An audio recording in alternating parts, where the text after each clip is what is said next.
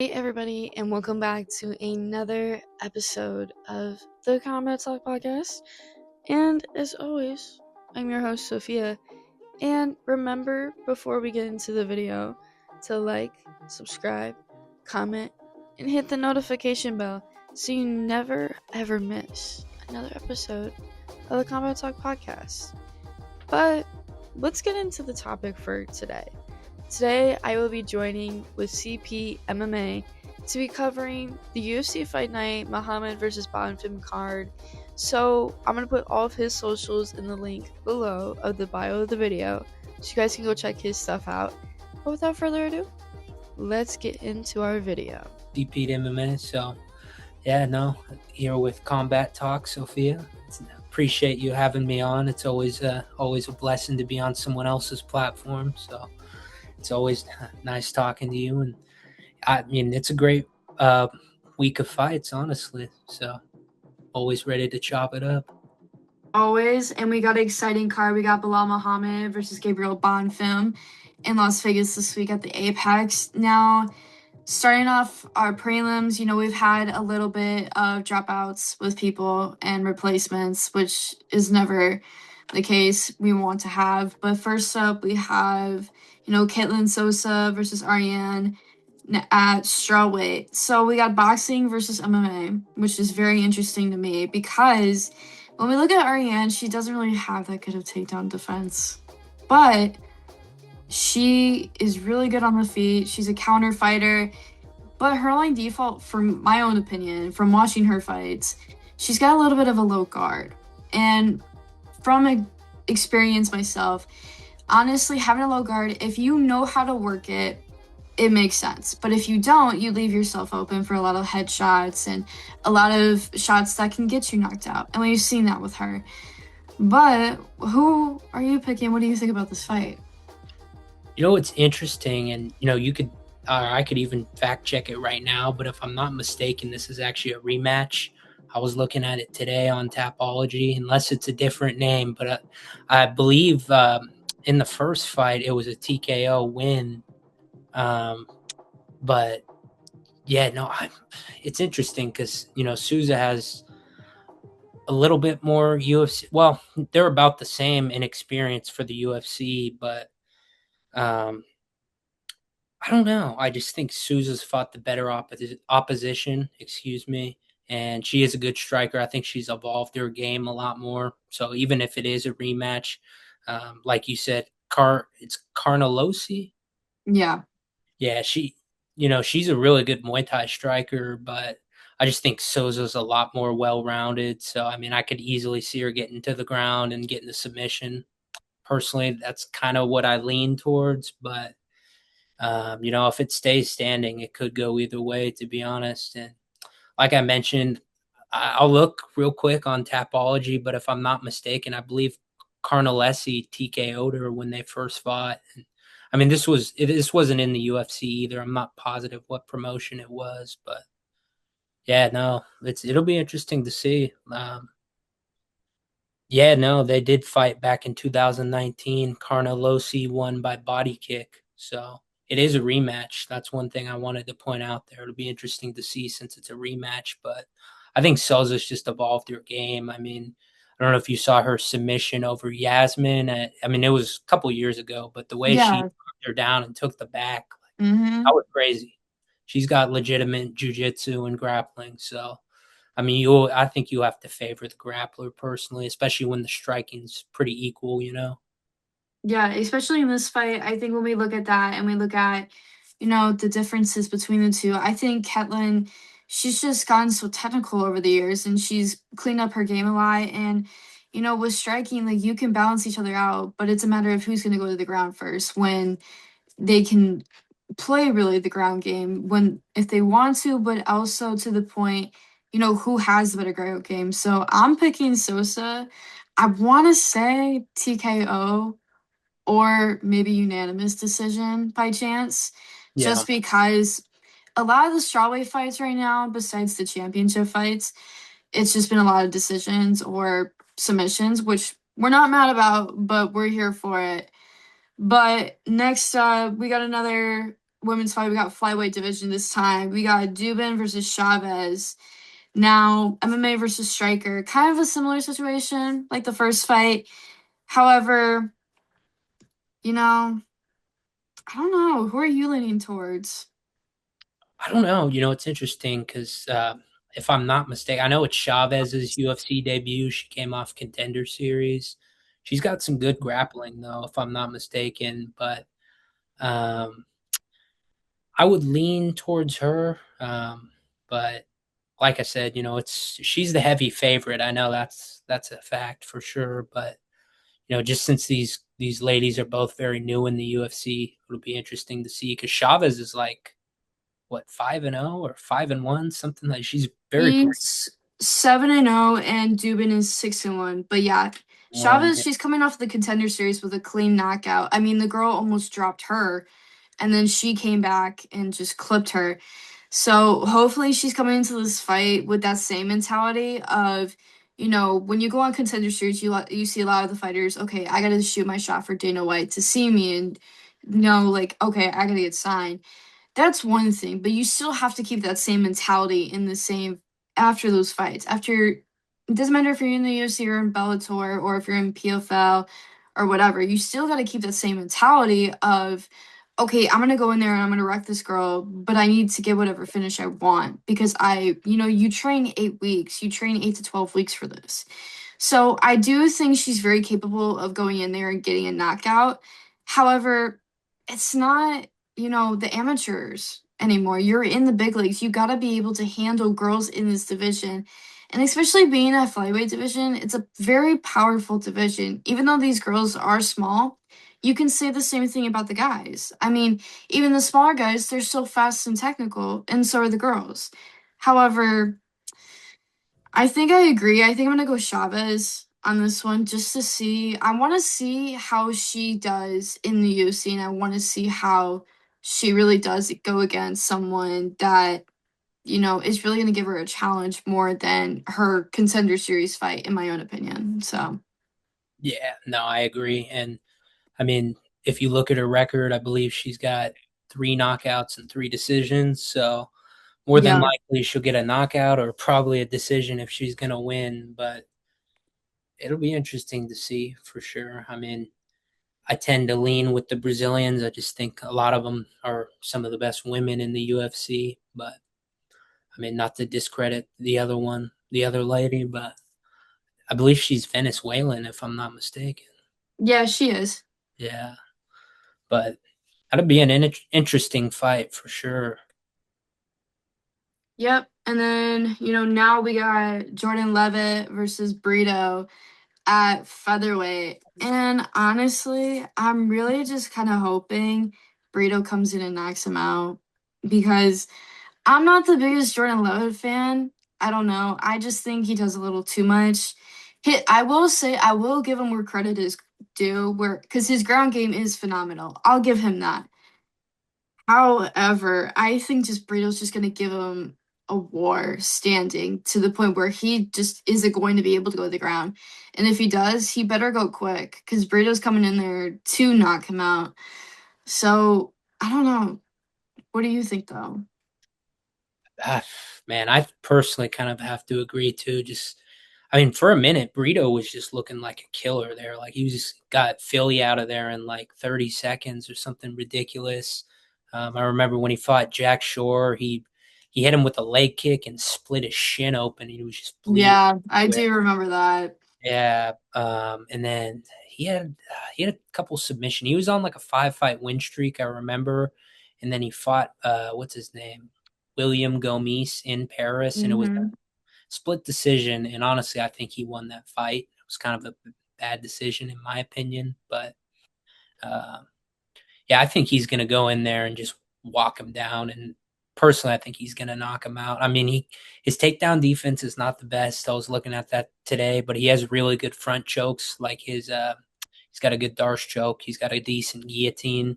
So if Levitt takes a bad shot, he might get caught in a choke. Honestly, like I think that's very possible. And on the feet, I think Brito will just pick him apart. He's got good leg kicks. He's just a dog. For me, he's one of those fighters I would be scared to fight him. He just, he looks like he just has no fear when he's in there. Yeah, I agree personally. And, the Darce choke people underestimate. But I mean, if you look at Islam, he does a different variation of it for the people that don't know. He does the short Darce. So basically, you're turning your arms in with the head. So it's almost like taking someone's head off. Like, it's one of the most painful things to go through, because I was actually we were going over it at the gym that I train at a couple days ago, and it's brutal, and it's not something you want to go through. So I'm gonna pick Brito Next, via. feeling sore for days. Oh yeah, it's not one of those things anybody wants to go through. I mean, you can ask Craig Jones. I mean, Craig made a whole living off of doing that. But I'm gonna pick Brito by KO or TKO. I'm gonna go those two. That seems like the safer option with him, because he's just so Yeah. good at the feet. I'm pretty sure my prediction on Tapology that I made was second round TKO for Brito. And because I think in the first round it might be more of a fill him out. But I think by the second round, if Levitt's not able to take him down, he's going to get walked down and probably finish pretty bad. Well, next up, we're back to the women's bantamweight division. We got Priscilla Cachoeira, however you say her last name, I cannot get it right ever, versus Chelsea. There you go. Versus Chelsea Chandler. I don't need people coming after me for my pronunciations anymore. It is what it is. But this one's kind of interesting. Priscilla's 13-8 and Chelsea's 6-4. So, but we're talking about the bantamweight division. We're talking about 135, which these are some heavy hitters. And I gotta say, Priscilla is good. She uses her jab a lot to create more damage so she can land those heavy and harder shots. But with Chelsea, she's coming in there and, she's good in the clinch. I will give her that. That is something she's good at. However, the ground game, I'm not thinking we're going to see too much of that between these two. I don't know. From the footage that I found, that I was able to find, it didn't seem like there was going to be too much ground game in this fight. So, which I'm pretty excited about, because I think the bantamweight division needs more of that. But I don't know who to pick. I really want to say Chelsea, because Priscilla, like, she wins and then she's off one. So I don't know. Like, I want to pick her, but then it's like picking against Carlos Prates. It's like you think you're gonna be smart picking someone against him because you think he's better, and then it's like, no, Carlos just goes in there and destroys them. So what are we thinking for this one? Honestly, I was thinking about that earlier too. I was looking at the records, and I don't know, because like you're saying, Cachoeira is just like one fight she'll get a crazy knockout, and then she'll just get messed up the next fight, or she's extremely inconsistent. That's a thing. But Chandler's only 6-4, which is like, that's not a lot of experience overall. And she's a good wrestler. I believe she has a wrestling base, if I'm not mistaken. But I think Cachoeira will be able to keep it on the feet. And she's got like 8 knockouts and like 5 or something first round knockouts. And then Chandler got knocked out in her last fight in the first round. So I think if she can't take her down, she's probably going to get knocked out. But I don't know, because her striking is just worries me, I mean, respectfully, like, I don't know if you remember when she fought Norma Dumont. She got Yeah, hit and then literally ran to the cage. yeah. So her striking kind of worries me. She does have some decent wrestling, but I don't know. And then it's just like, yeah, Cachoeira is so inconsistent. But personally, I think Cachoeira will win by first round knockout. I just think if Chandler can't take her down, she's going to get KO'd. But I don't know. It is one of those like flip a coin and see what happens type of fights, honestly. That's how I feel. And I think I'm going to go with that pick, because I like Chelsea, but it's like all of a sudden she's doing really well, and then all of a sudden she gets clipped and she can just not take a lot of damage. So, which is the worst thing, because it's like you want to be able to fight through it. But I get it. Once you get knocked out, it's over with. So, we're both going Priscilla on that fight. However, Wait, real quick. I know you guys are watching UFC BJJ and you always see a lot of MMA athletes with, the best gear. And what brand is that? It's Hayabusa. And you guys can use my code SOPHIA in all caps to save some money on your next order. But anyways. We got the flyweight division next. We got Bruno Silva versus Edgar Chairez. And I personally love Edgar. I just think his fighting style is just one of those, like, whenever you hear his name, you gotta tune in because it's always like he's always putting on a war, no matter what. If it looks like he's losing, he's gonna come back and hit you hard. So, but Bruno Silva, man, I don't know about him. It's funny that he's a jiu-jitsu background, but like for a jiu-jitsu background, he plays a lot of like stand-up, which is really funny to me. But with Edgar, I mean, he's got some tight submissions. I mean, I want to say he does have a couple submission wins, but I'm not for sure how many. I can look right now, but I know in the UFC he's got, I believe, two submission wins in the UFC. I'm not sure on his overall record. I think he has 8 overall submissions because I was looking at it earlier. So he's definitely got way more submissions than anything. yeah, it's funny because the one guy that he did submit outside the UFC, Gianni, I interviewed him, and yeah, is it Vasquez? yeah.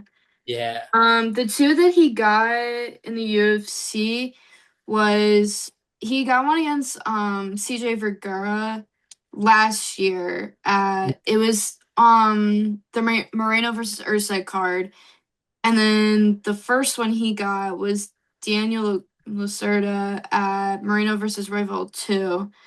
So it doesn't say which submission it was. I can't remember, but it was both submission wins for sure. So, but I think Edgar's going to be a good challenge for Bruno because I don't think Bruno's been hit hard by someone like Edgar. I mean, Edgar's coming into this fight to give him a challenge and give him a war because, I mean, we've seen through all of his fights that he's willing to go in there and just hit you, but be patient at the same time, but then kind of like swarm in.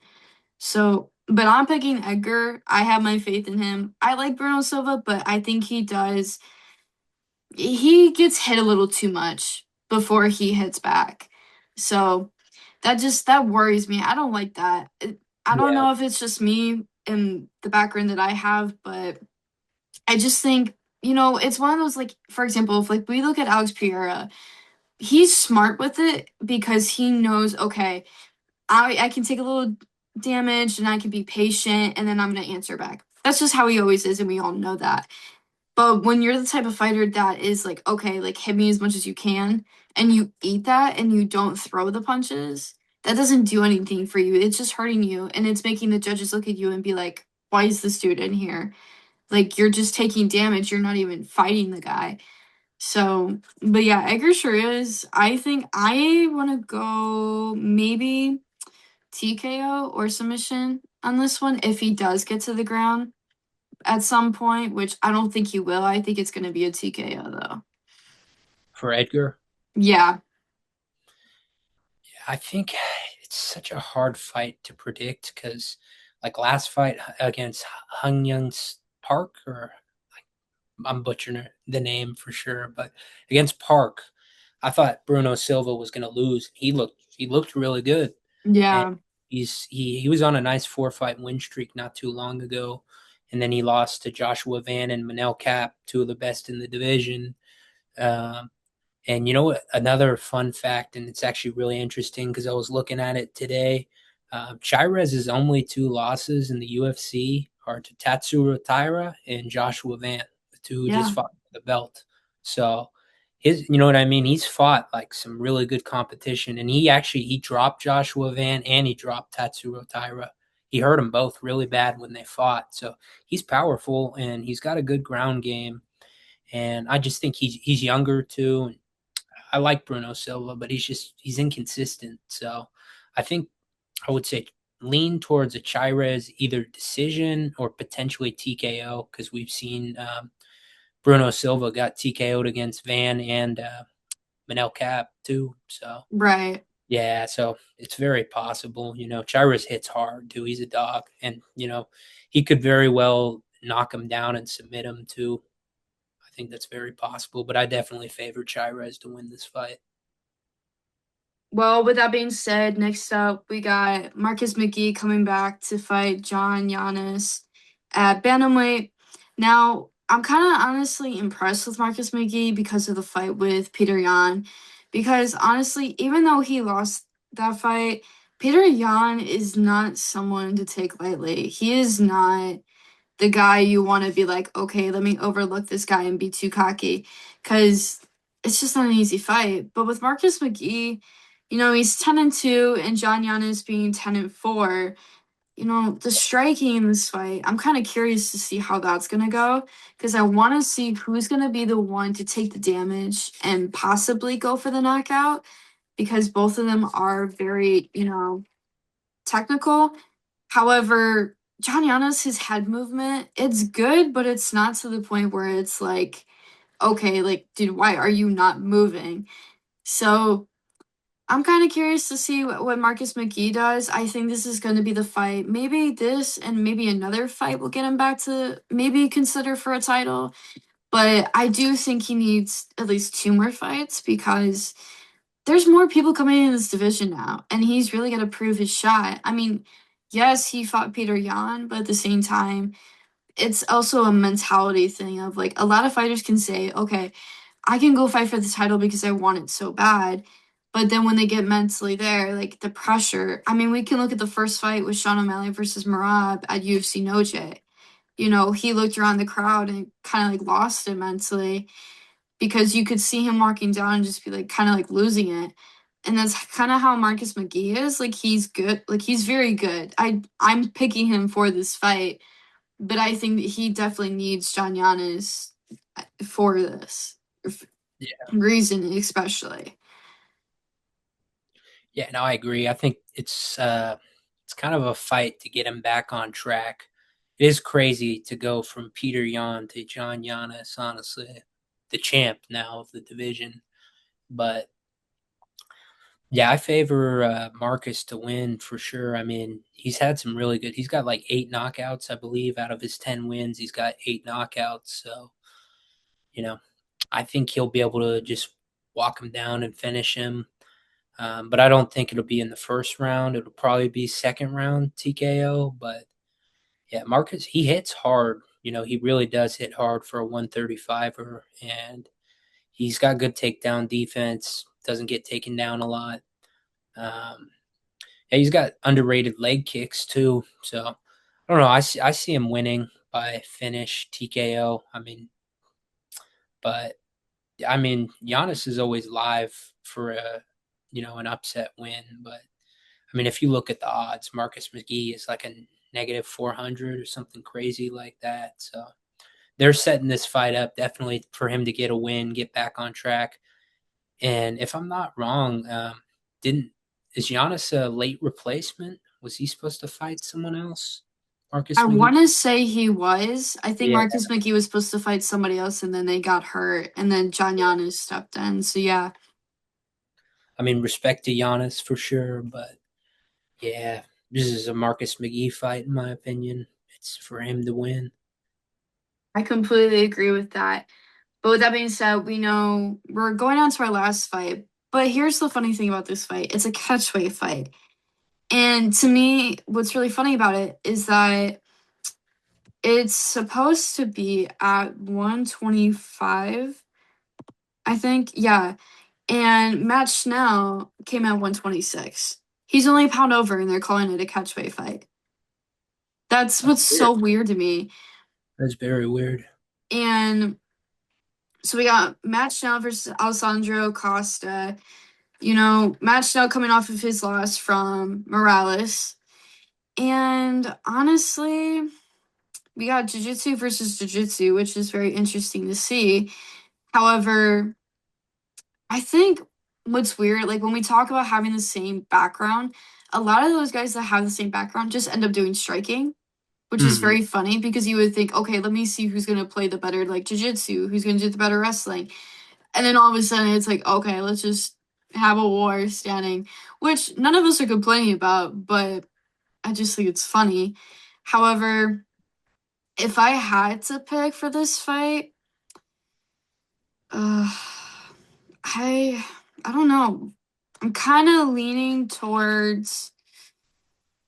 I want to say Schnell, but then it's like I keep leaning back towards Costa, but I want to go with Schnell in this fight, probably by decision, if anything. He's definitely he's a savvy veteran. He's fought Pantoja, he's fought Steve Erceg. I mean, he's fought so many of the top guys in the division. He's actually fought Rob Font, even funny enough, but that was at 135. But I don't know. Just the thing that worries me about Schnell is just his chin is not great. I mean, I'm not positive how many times he's been knocked out, but he's been knocked out quite a few times, especially in the UFC. Um, and Costa, like if you look at his record, he's very inconsistent in the UFC. He's like 3-3. But every fight that he's won has been a knockout. His last fight was a really nice knockout too. I think it was a body shot when he fought Stuart Nickel. He hit him with a nice body shot for the win. But so I don't know. I think that Costa's probably going to get a knockout. That's how I think, because Schnell retired too for a little bit, and then he came back. He's won one fight since then. I think it was against Jimmy Flick, if I'm not mistaken. And then his last fight, he fought Joseph Morales. He got submitted, and then I don't remember. Maybe the Flick fight was right before that, but yeah, Snell he's been inconsistent. But all that being said, he's had some wars. His fight with Sumadarji was crazy. He got beat up and came back and got a submission.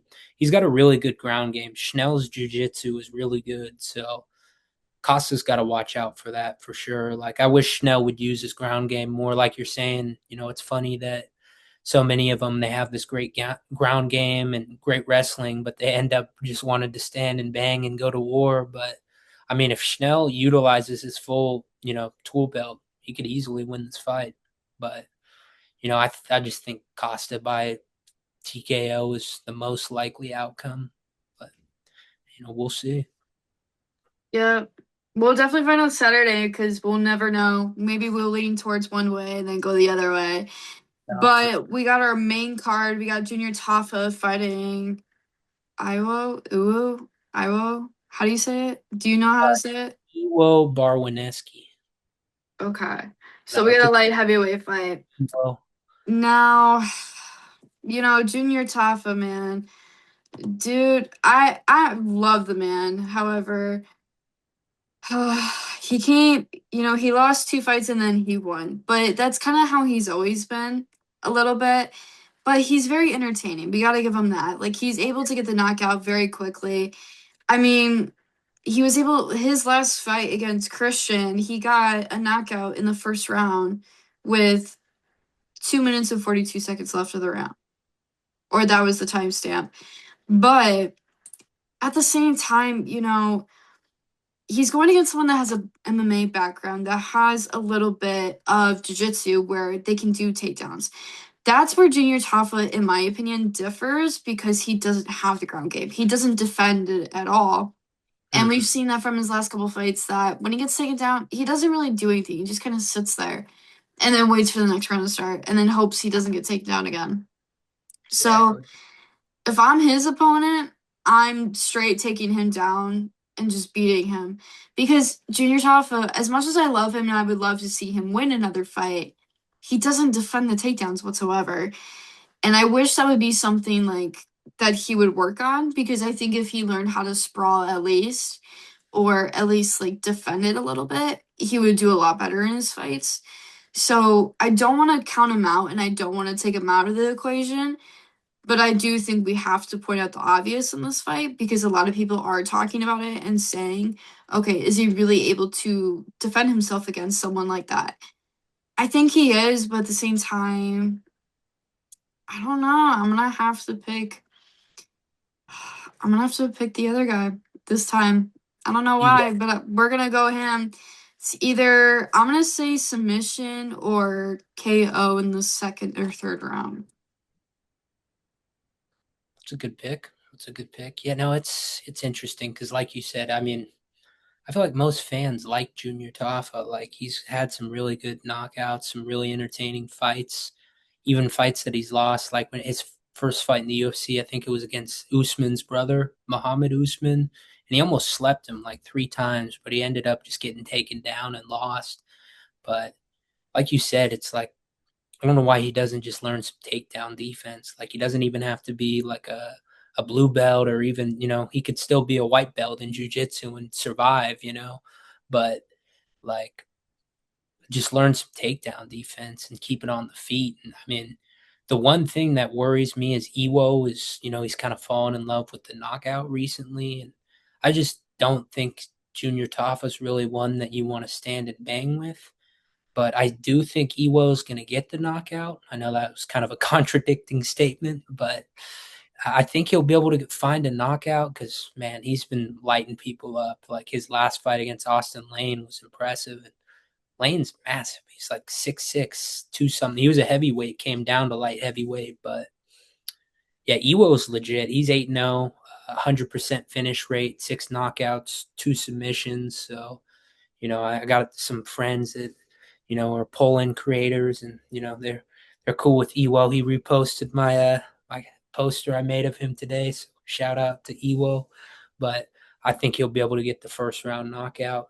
So far in the UFC, he's got 2 first round knockouts and a first round knockout in the Contender Series. So I think he'll do it again. And I don't know, like with Junior Tafa, it's almost like I'd like to see him in like go back to kickboxing, or karate combat, something like that. Because I don't know, it just doesn't seem like MMA is really his game, respectfully, unless he learns some takedown defense. But yeah, I got Ewo to win. I agree with you for sure.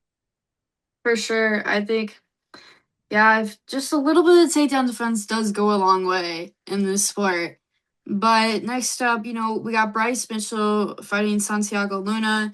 Now, Santiago was a replacement for this fight, but I will say this. As much as Bryce Mitchell is known for his crazy ass comments and everything, we gotta give him. We're talking about a fighter. We're talking about someone, what they're doing in the cage, not outside of it. So Yeah. when we say that, Bryce Mitchell's got some crazy jujitsu. He really does. I mean, he's had so many different types of submission wins that, a lot of his submissions, it comes from like traditional jujitsu versus MMA jujitsu, which you Mm. don't really see that a lot unless the guy really does train traditional jujitsu, even if it is just straight nogi. But Bryce's striking is good.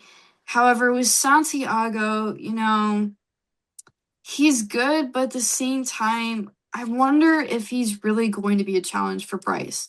And I do think he is, and somewhat. However, his ground game, he's able to feint a little bit and shoot for the double leg. So I'm really wanting to see how Bryce handles someone like him, and especially a younger guy, because Bryce is starting to get to the point where, he's 18-4, and he's been fighting for a long time in the UFC. So it's a matter of time of how long can he stay in the UFC, and also does he really think he can stay in the top 10, at least top 15? So what are we thinking for this fight?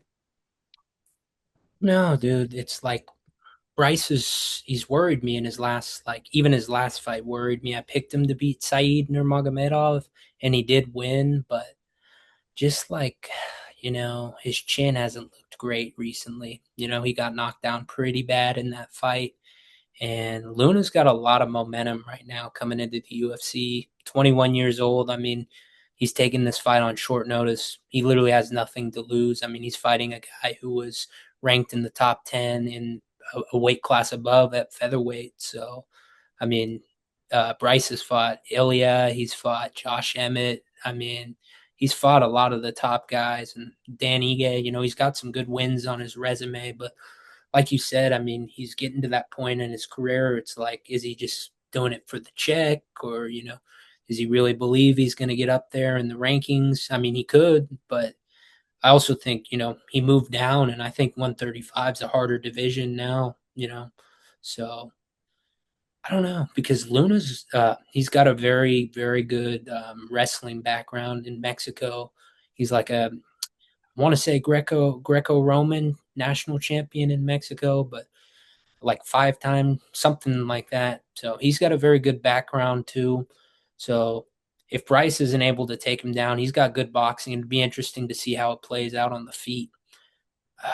It's so hard to say. Like, I can't make an official pick yet, if I'm being honest.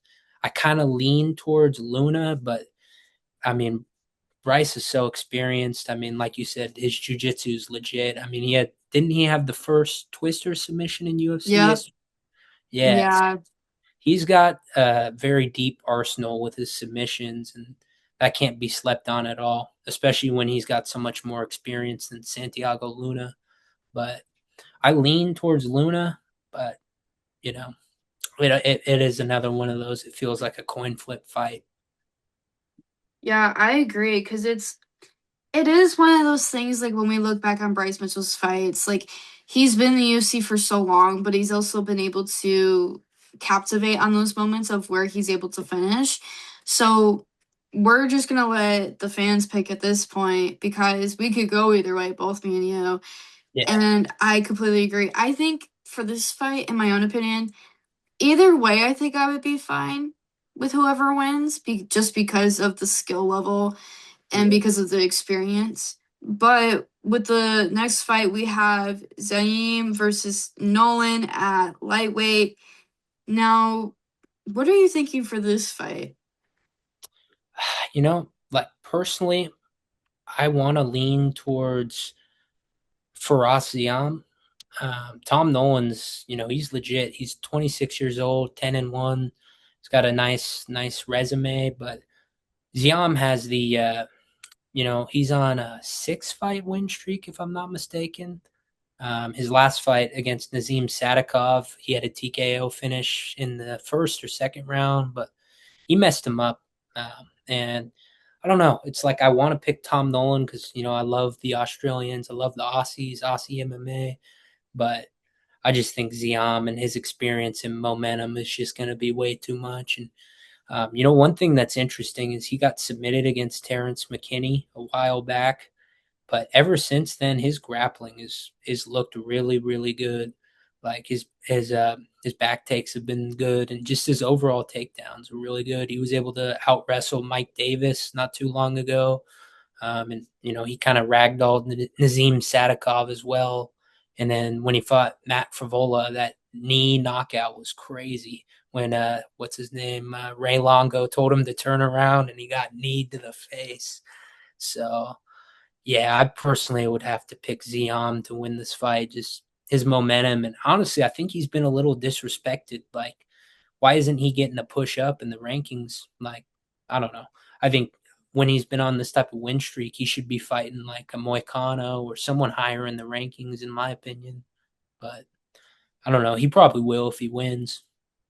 I agree with that. I think, Zaim, he's someone that in the beginning, like when you watched him, you're like, okay, he's just coming in here for the fast knockout because he wants to be flashy.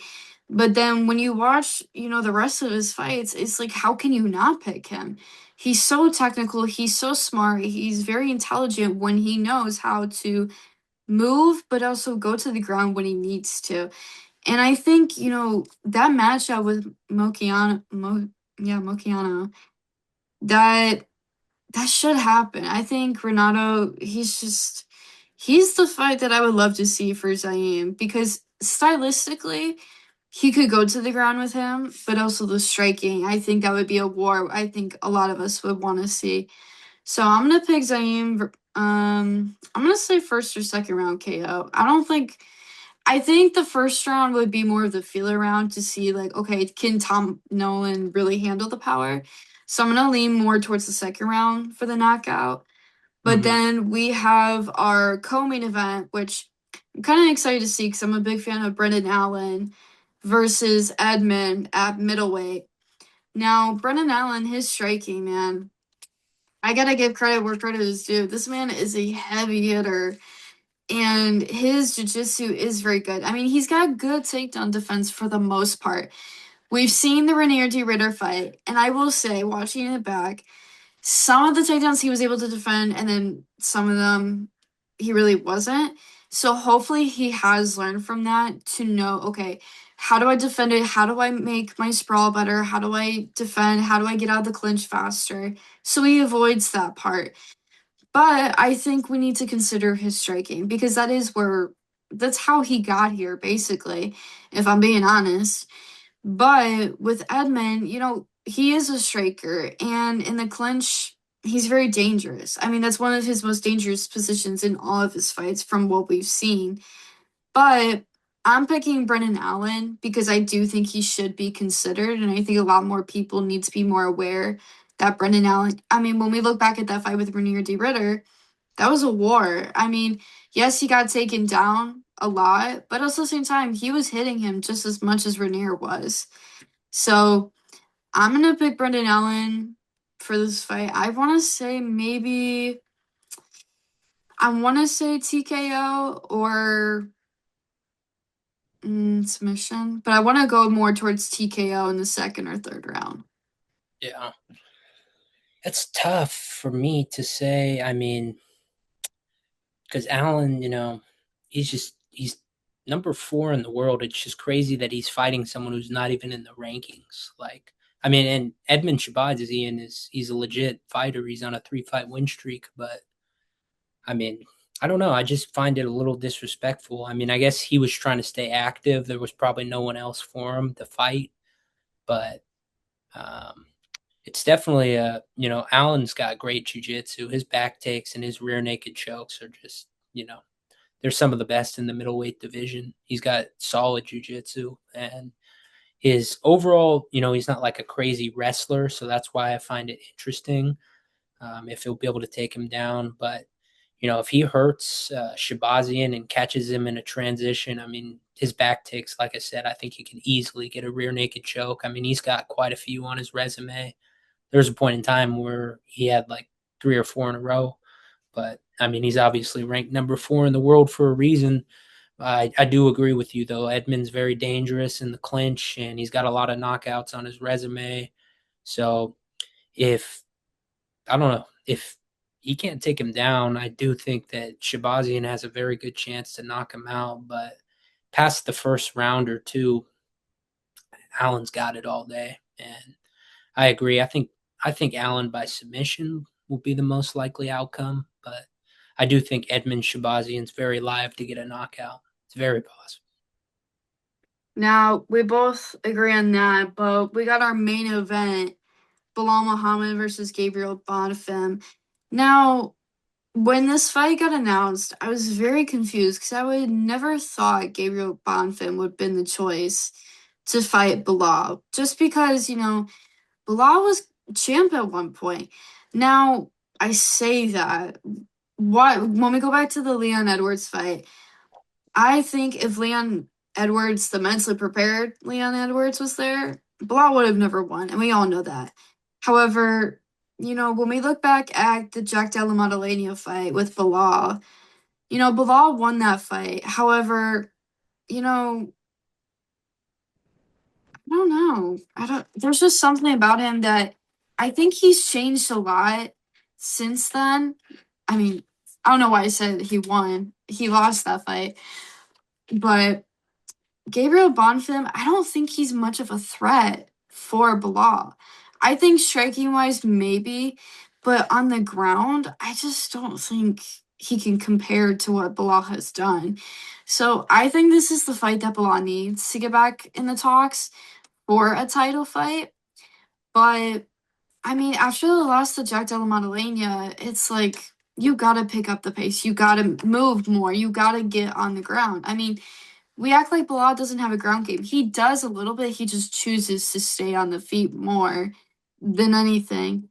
So who are we picking for this fight? It's tough. It's very tough, honestly, because just the way their careers are going in the opposite direction. But I don't know. It's just like, obviously, Bilal is not a finisher, respectfully, but the one fight that he did finish not super long ago, I mean, it was 4 years ago now, but he finished Sean Brady, and he kind of just out pressured him, and that's kind of what he does. And so it really depends on what Bilal shows up. Like you said, I mean, he's got to pick up the pace.